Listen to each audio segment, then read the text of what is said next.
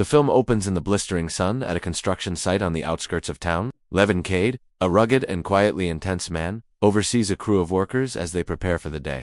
Although he seems like just a foreman, there's something unmistakably sharp and trained about the way he observes everything. The site is run by the Garcia family, Joe, Carla, and their teenage daughter Jenny, who are more than just employers to Levon. They're his surrogate family, people he's protected and stood by for years.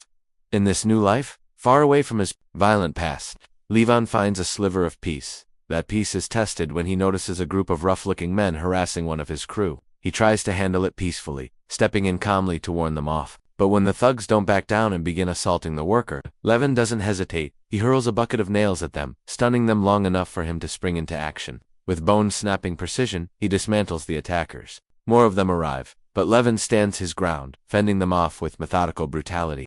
When the dust settles, the young worker asks how he did it. Levon shrugs it off and tells him to get back to work. Jenny, who saw it all, doesn't say a word. She only approaches Levon and quietly asks if he'll protect her. He nods without hesitation. Of course he will. But Levon's personal life is far more complicated.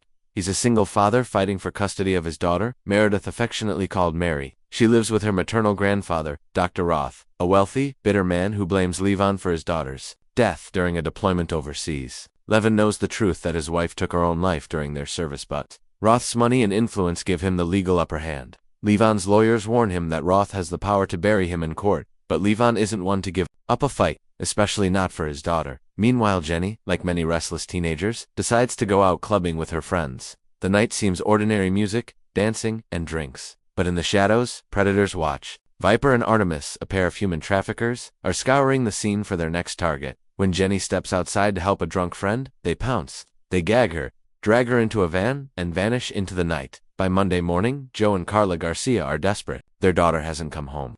The police are slow and indifferent. They go to Levon, knowing who he used to be. Joe reminds him of his military past, but Levon is hesitant. He's spent years burying that side of himself. Yet something in their eyes, a mix of helplessness and trust, breaks through. Levon promises nothing, but the fire is already lit. He visits his old comrade Gunny Lefferty, a Marine blinded in combat. Gunny's life was saved by Levon, and their bond remains unbreakable. Levon confides in Gunny about Jenny's disappearance, unsure if he should step back into the darkness he left behind. Gunny doesn't say much, but his quiet faith in Lev says enough. Back at the Garcia home, Levon tells Joe without words that he's going to find Jenny. His first stop is the nightclub. There, he spots Johnny, a bartender with ties to local criminals. Levin storms into Johnny's apartment and tortures him for answers brutally, without remorse. Two of Johnny's friends arrive, guns drawn. Levon uses Johnny as a shield, kills them both in the firefight, and walks away with their money and intel. The incident catches the attention of the Bratva, a powerful Eastern European syndicate. Volo Kolisnik, one of their top captains, is now on alert. Levon infiltrates Volo's luxurious mansion after witnessing him abuse his wife. He knocks Volo out, ties him to a chair hanging over his pool, and interrogates him. Volo refuses to give up names, but screams something about Demi in Russian. Levon, cold and efficient, cuts the rope and lets him drown. Later, Volo's body is found by his brother Simon, the terrifying head of the Bratva. Furious, Simon sends his sons Danya and Vanko to kill Levon and avenge their uncle. Levon keeps digging. He approaches Dutch, a local drug lord, pretending to be a new player in the game. Dutch, suspicious but curious, sends his goons to test. Levon, the former Green Beret, dispatches them with surgical brutality. Dutch, impressed, recognizes a fellow warrior and gives Levon a lead to Artemis and her crew. At the same time, Jenny is delivered to their client, Mr. Broward, a disgusting man with evil intentions. As he prepares to violate her, she fights back, biting a piece of his face off. The deal is ruined. Artemis and Viper decide Jenny is now a liability.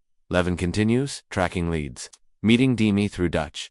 But when he tries to investigate further at a biker bar, Artemis catches him on surveillance and sends her crew after him. Levon flees on a motorcycle, only to crash into a police car. Worse yet, the officers Trask and Detweiler are corrupt. Danya and Vanko show up, pay the cops, and capture Levin. Inside their van, they try to torture him, but Levin fights back with primal ferocity, killing the driver and both brothers in a cramped, bloody brawl. He dumps their bodies in a river. When Simon later finds his sons in the morgue, his grief turns into a vendetta. Then the danger hits home. Roth's house is targeted. When he fails to pick Mary up from school, Levon senses something's wrong. He rushes to the house, finds it burning, and pulls Roth out alive. Though Roth still resents him, Mary speaks up, reminding her grandfather that Levin just saved his life. Levon then takes Mary to stay with Gunny and his wife. Meanwhile, Artemis and Viper are ordered to kill Jenny. During transport, Jenny causes their car to crash and escapes into the woods. She runs for help, only to be recaptured by the corrupt cops who return her to the compound. Broward demands a second chance at her, this time keeping her conscious and aware. Simon confronts Demi in his nightclub, guns blazing. He warns Demi that Levon is coming, and it will not end well. Sure enough, Levon shows up shortly after, shoots Demi in the hand, and forces him to give up the compound's location. On the way, Demi begs for mercy, claiming he's just a cog in the machine. Levon coldly executes him and dumps his body in the river. Levon storms the compound with an explosive entrance. A grenade tears through the building, and chaos erupts. He fights his way through dozens of Bratva soldiers.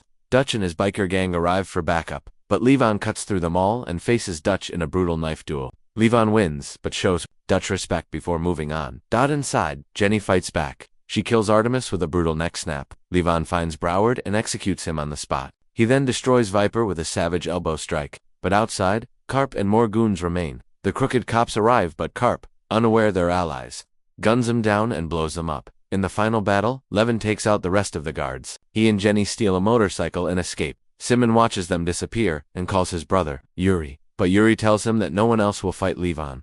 The devil came and got what he wanted. Simon, isolated and seething, roars into the night sky. Levon returns Jenny home. Her parents break down in tears, holding her tight. Joe and Carla thank Levon with everything they have. Levon then goes to Gunny's house, where Mary greets him with a smile as they sit down for breakfast. Gunny looks at him and says the words Levin has been needing to hear for years. You're home. So, if you haven't had the chance to watch A Working Man yet, I highly recommend giving it a try. And if you've already seen it, I'd love to hear your thoughts in the comments below. Thanks for tuning in, and don't forget to follow and subscribe for more exciting movie discussions.